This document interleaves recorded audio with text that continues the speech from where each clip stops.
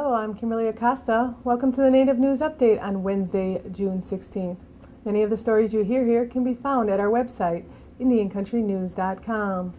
And here's the news for the day from the Associated Press and other Native news sources.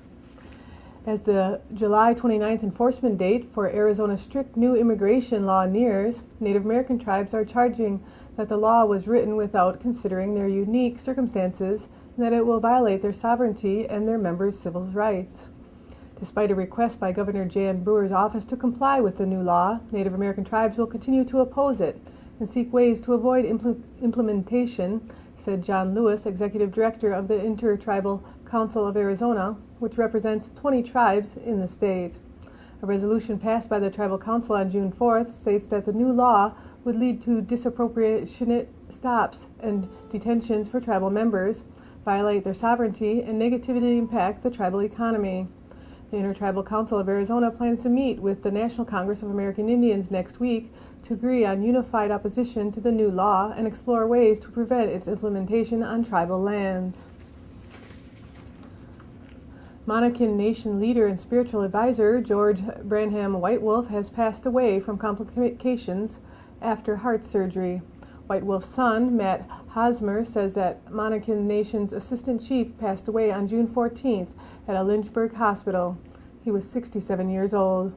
Monacan Nation Chief Kenneth Branham said Whitewolf was known for making authentic Native American clothing, including buckskin dresses and other items that were featured in movies and television shows. He owned and operated a store where he sold clothing and handmade jewelry. Whitewolf will be buried June 19th at the tribal burial grounds on Bear Mountain in Amherst County, Virginia. The University of Wisconsin Board of Regents First Native Americans says the secret to having minority and women students succeed is to make them feel welcome. Eau Claire attorney Ed Manydeeds was confirmed by the state Senate on April 22nd by a 29-4 vote. It may have been low-key, but having a Native American on a board of regents for the first time is huge to Melissa Greendeer. She's the coordinator for Native American students at the University of Madison. She says having someone at the top is an important sign to the 350 Native students on the Madison campus. Manydeeds says helping minorities and non-traditional students succeed can be as simple as making them feel at home on campus. He hopes to increase Native American retention and graduation rates over his 7-year term. South Dakota Governor Mike Rounds has approved a $25,000 grant to help support a project that trains Native American sports referees. The Bigfoot Conference Officials Project is a coordinated effort of the state, the South Dakota High School Activities Association, and some schools. The project is aimed at creating a trained group of Native American basketball, football, and volleyball officials. It also is designed to develop familiarity among American Indian athletes and non-Indian referees. Training so far has been given to 26 basketball referees, 12 football referees, and 11 volleyball referees. Members of the Shinnecock Nation rejoiced on June 15th after the tribe was informed by the U.S. Department of the Interior that they have been officially awarded federal recognition, a designation that recognizes the tribe's long history on the East End, and the critical step leading to a host of governmental aid and opportunities, foremost among them the chance to operate a gaming facility. While some other Native American tribes waited 20 years or more for their application to navigate the federal recognition process, the Shinnecock tribe's time on the hook was cut to just 9 years, thanks to legal crusades spearheaded by casino developers hoping to cash in on a future Shinnecock-operated casino. Aside from the casino possibilities, which will certainly occupy most of the tribe's dealings in the coming years, federal recognition means the Shinnecocks will become eligible to apply for a broad spectrum of government aid from housing, healthcare, education, and economic development.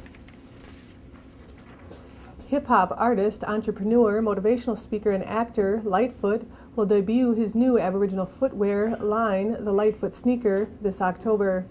With the launch of the Lightfoot sneaker, Lightfoot becomes the first Native American actor or musician to create a branded line of sneakers.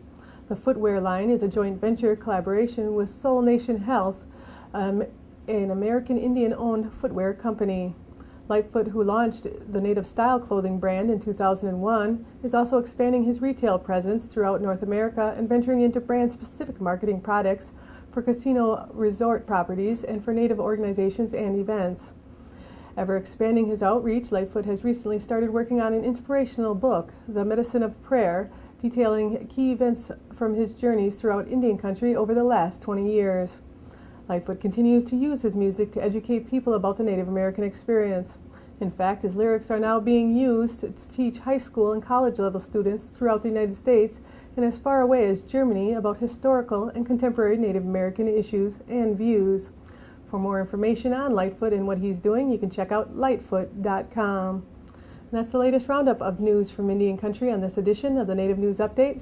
I'd like to thank you for joining me and have a grand day.